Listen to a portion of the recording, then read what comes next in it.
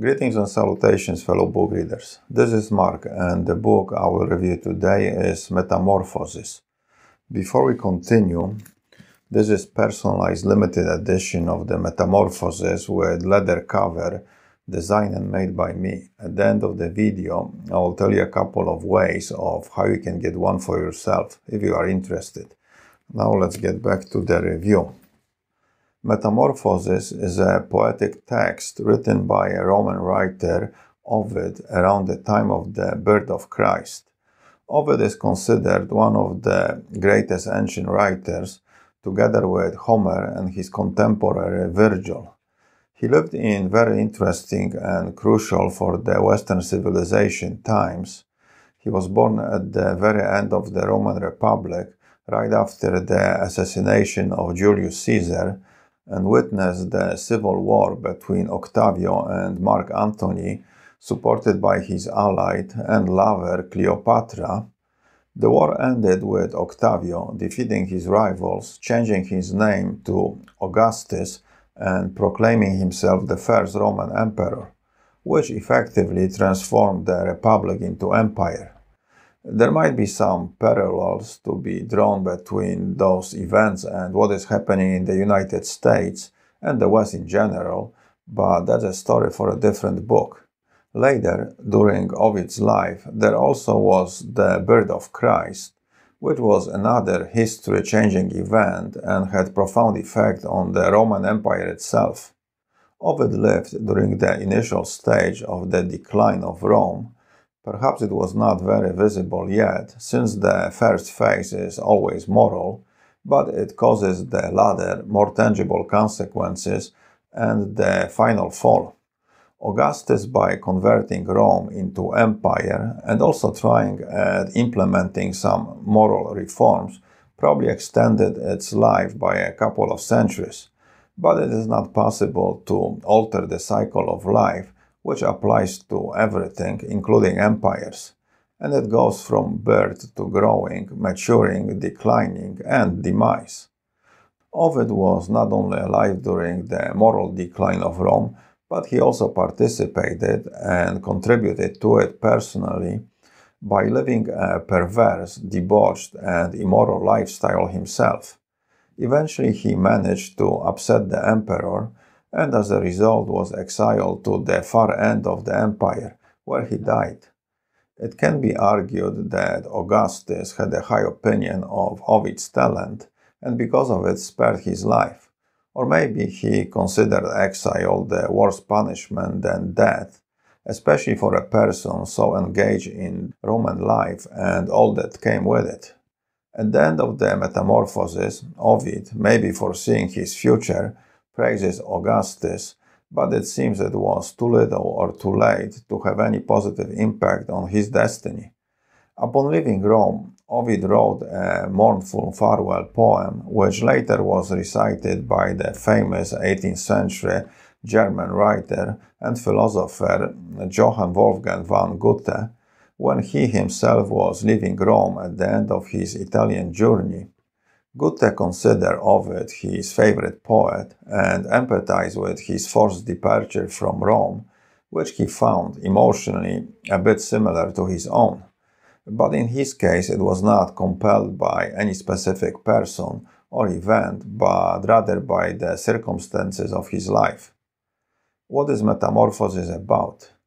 It is about transformation and evolution. Basically, it is a blend of the mythological and factual history of the world, related in what seems to be a chronological order, from the creation of the earth to the assassination of Julius Caesar, and all told in a beautiful poetic prose. My soul would sing of metamorphosis, but since, O gods, you are the source of these bodies becoming other bodies, breathe your breath into my book of changes. May the song I sing be seamless as its waves from the world's beginning to our day.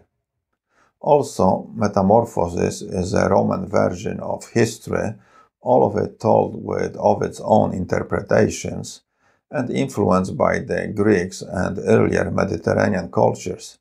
The story is relayed in a somewhat religious form, and there is some connection and obvious impact on the latter Christian beliefs as presented in the Bible. A bit of the plot. Well, the plot is a series of myths, occasionally intertwined with historical events as they relate to the myths themselves. Metamorphoses is told in seemingly chronological order, as relating to the historical events, but it is a bit difficult to put a timeline on the mythological episodes. The book begins with the Greek myth of creation, which has similarities to the biblical story of creation, and it includes evolution of man and the flood. There also appear Saturn, Jupiter, Apollo, and some other lesser gods. Then there is a myth of Callisto, who was seduced and impregnated by Zeus, and later, when discovered by his wife, Hera, she was turned into a bear and set on a sky as Ursa Major, which we also know as the Great Bear constellation. Later reappears Zeus, but he is called by his Roman name Jupiter, or shortened to Jove, and this time he seduces Europa, who was a Phoenician princess after whom the continent is named. There are a few more myths about Phoenicia and Diana, who was the Roman equivalent of the Greek goddess Artemis.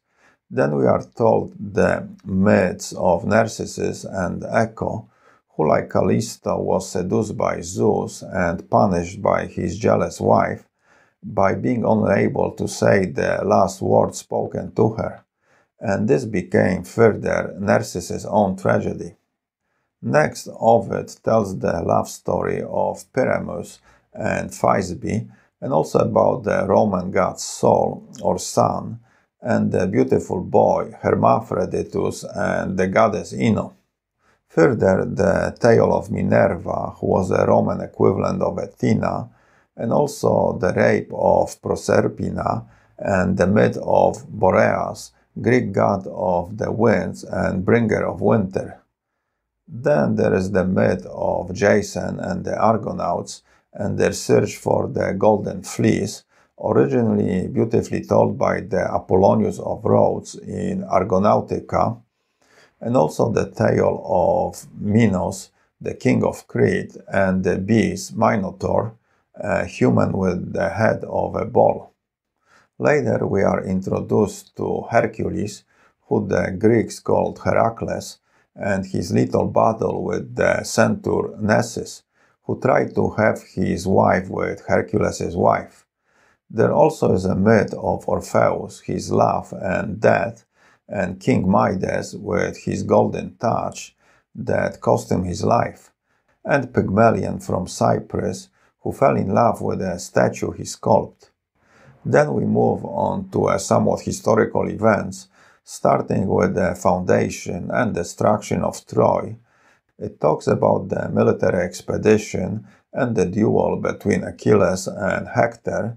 There also appears Ulysses, who Greeks called Odysseus, and who was the hero of Homer's Odyssey. Then for the rest of the book, Metamorphoses talks about Italy, the Italian peninsula, and the foundation of Rome.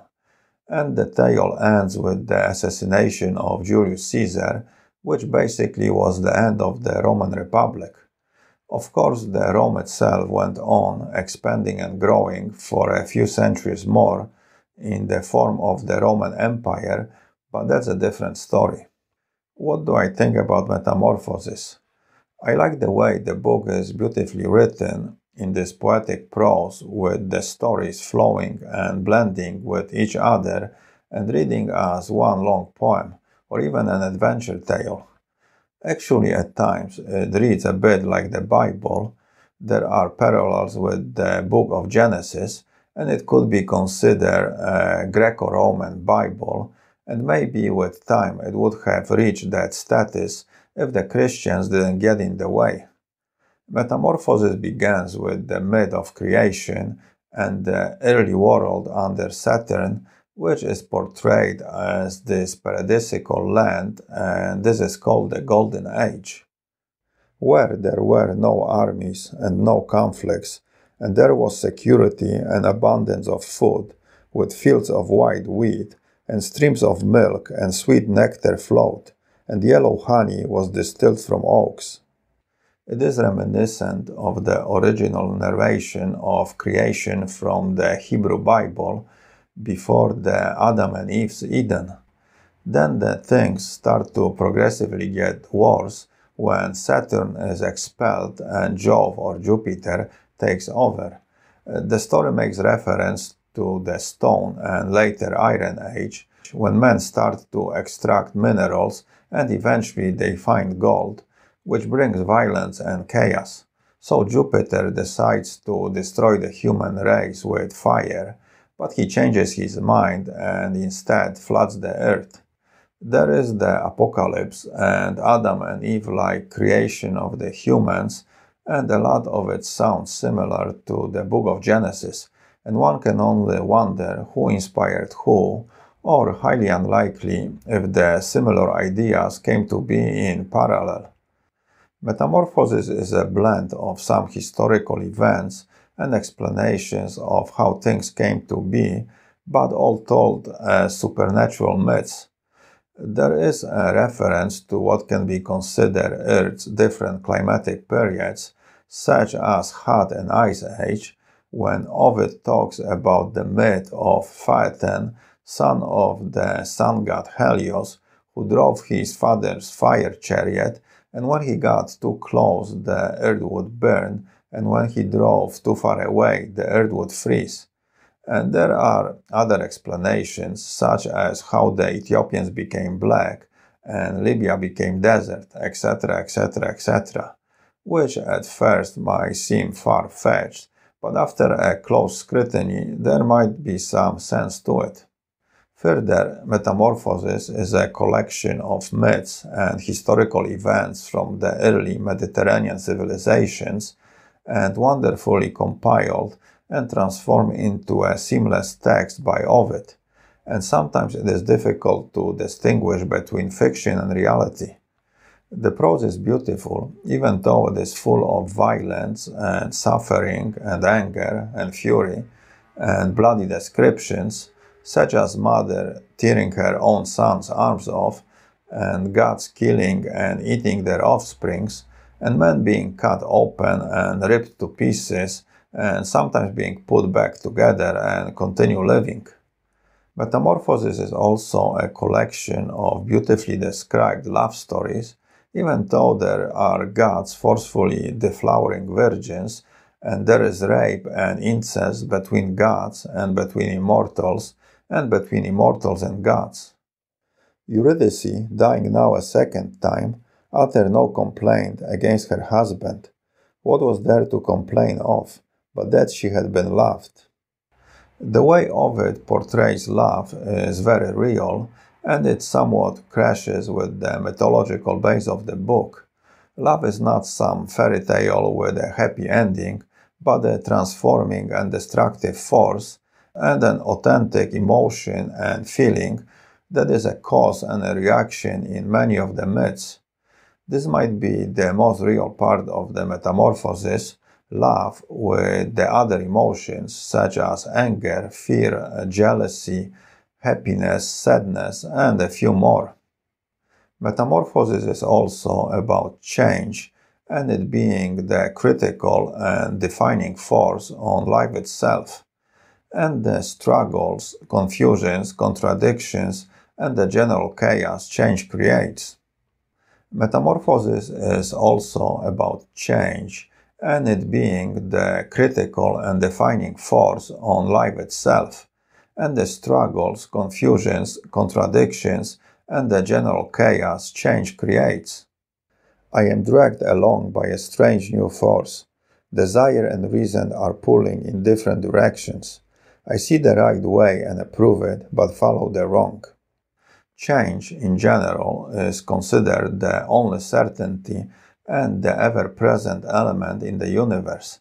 The title Metamorphosis means to transform or change, and Ovid refers to the constant transformation of the world and the individuals themselves. humans into gods, and immortals into mortals, and into animals, plants, and objects. As wave is driven by wave, and each pursues the wave ahead, so time flies on and flows, always forever and new. What was before is left behind, what never was is now, and every passing moment is renewed. Also, Ovid implies his own transformation into immortal, and the Metamorphoses did just that by preserving his name indefinitely, and metamorphically transforming him into immortal.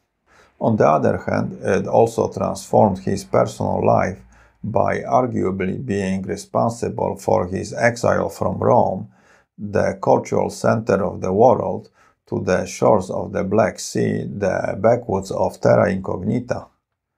To sum it up, Metamorphoses is a beautifully written poem with vivid and colorful descriptions inspired by and compilation of Roman and Greek and other early Mediterranean cultures, mythology, and legends, and at the same time a bit of history tale with real events serving as the background to the myths.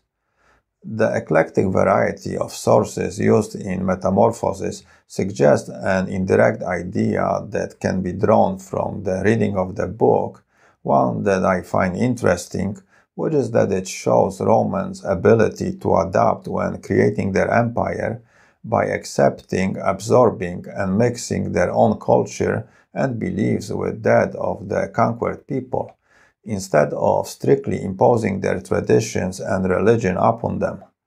And this might have been the secret of their success and longevity. Somebody called the Romans the great copycats, and they were, but I think the ability to absorb and adapt is something all great empires had in common. Maybe without it, they would never become empires. Ovid might be seen by us in our times as the representation of the Romans, and Metamorphoses can be considered a source of information about Rome, and a part of the foundation of the Western heritage. The book had artistic influence during later historic periods, such as the Renaissance, but unfortunately it seems to be slowly going into oblivion. For me, Metamorphoses made me think about the change and how it transforms our lives, and the fine line that divides fiction and reality, and how over time, looking back, the distinction between the two becomes blurry and somewhat difficult to separate. I think Metamorphoses is one of these books that is best read for fun. I am sure some people read it to learn about ancient myths and beliefs, and the impact it all has on the contemporary world, but maybe it is most enjoyable when you just read it for the pleasure of reading itself in a quiet, relaxing, and comfortable spot, such as in front of the fireplace on the cold winter night or in the shade of a tree during the hot summer day.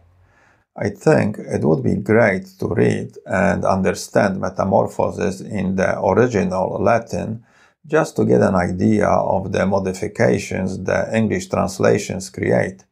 In the future, I might read a Spanish or even Portuguese version of the book, since logically they would be more faithful to the original because of the grammatical similarities between those languages. When I was younger and couldn't read Russian literature in the original, I would prefer Polish over English translations because the books could be translated almost literally. Okay, let's talk about the physical book. The book I am holding is a paperback which I transformed into hardcover leather-bound edition. To make the cover, I use grade A, naturally tan hide I buy from Tanner in North Spain. It is the same leather Louis Vuitton uses to make his bags, so it is top quality. I do all the processing of the leather myself. First, I designed the cover, and here I took a Renaissance painting of a somewhat chaotic mythological scene, since to me it represents the story of Metamorphoses and its continuous influence. This is the back with the blurb, and inside front cover I printed a quote from the book. If you want to see a more detailed video where I explain how I transform paperback into leather hardcover, click on the link in the description. I will make a maximum of 100 editions of each title. Each one will be numbered and initialed, and the numbers will go in chronological order from 2 up, since number 1 stays with me. The price will be around $100, so if you would like me to make one for you, you can click below on my email and send me a message. I do not guarantee I will do it, since it will depend on the time I have available, access to leather, and if I can get my hands on the copy of the book. Now, if you're not willing to spend the $100, but you still want the book, what you can do is click below on the PayPal link and donate $3 or more to my channel, and for every 100 donations I will make a lottery and draw one name, and the winner will receive the book. So if you're cheap but feel lucky, this might be the way to do it. Also, your donations give me the extra motivation to make the book reviews, and I appreciate them very much, so thank you in advance. One more thing, when you make your donation, remember to include the title of the book you would like to win. The book itself is beautiful. Visually, it has a very nice texture, it smells great, and the more you handle it, the more beautiful it will become. And it makes a great gift for yourself or somebody who appreciates books. So if you want one, don't snooze or you might lose. Well, that's it, so let's end it here, and until next time, keep your ear close to the ground and read a book. Adios.